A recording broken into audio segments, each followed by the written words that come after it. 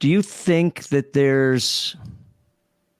I can't say there was anything that I really saw that really made me think that there's an arena. I don't know if that's the right word for on these streaming platforms, on like Zoom and stuff like that. Do you think, I saw a couple productions throughout, and it just, it's missing. I don't know do you think that there's a place or a I think virtual platforms are great for readings. I think they're a wonderful place for readings because, again, you can have people from all over. As far as productions, the benefit that I've seen from productions is that you can have, like, for example, my mom lives in New York. She was able to see, I did a couple of Zoom productions. She was able to see them without paying for a plane ticket. Like she was able to see my plays, which for years, I've been in Atlanta. She's up in New York. She hasn't been able to see a lot of my work. And so this was an opportunity for her to see quite a few of my work. So that was exciting.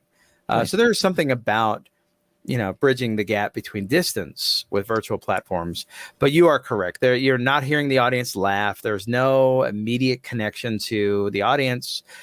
You can't tell if you're doing a good job. I mean, at the end, they all say, oh, great job. But do they mean it? Usually that visceral gut reaction of the laugh in the crowd is really, let you know. And in this way, it's, cinema is like that, right? Cinema, you don't have that immediate connection with the audience either. But at least with cinema, you can go to the movie theater and you can hear the audience laugh with you or cry or whatever. And also with cinema, you have a lot more room for editing and for, manipulating the film footage. And so cinema has its own benefits, even though it's also removed from the audience. Zoom is like in the middle of cinema. It's like it's got all the worst parts of theater and all the worst parts of cinema. The only real positive is, again, the reach. You can have a lot more people from around the world be a part of it. Yeah, I think that there was one production. It was a high school production, matter of fact, of Dracula, Stephen Dietz's Dracula. Cool. And they cut it down to one act, but the director went and dropped off the equipment to each student's house, and they videotaped each section. Oh yeah, and they performed it that way. It wasn't live, however. So right. They did some really wonderful things and did some slides and inserts and stuff like that. That worked, and they did the great camera angle. So it's almost like a movie, but it was up, in that regard. But it seems like there's something there on these streaming platforms. I just don't know what the answer is, or if there is that potential, or is it just it's something we did. It's good for table reads and stuff like that. But what I found, I directed a couple, and we we experimented with the form, and we were able to do some interesting things that I'm very proud of.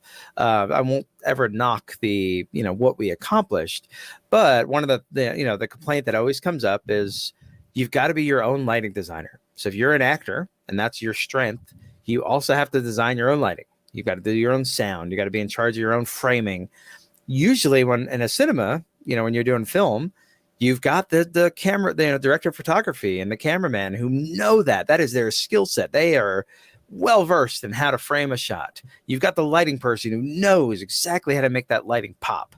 You've got the sound people who know exactly, so you've got these people who have these expertise in these areas. And then you have the actor who's an expert at making their character come alive. But with Zoom and with all this virtual theater, because of COVID, they all had to be an expert in lighting and an expert in sound and an expert in framing and an expert in acting. That's a lot to ask. And now, if, depending on the size of your cast, you've got 10 to 12 people. All 12 of them have to be an expert in every one of those things.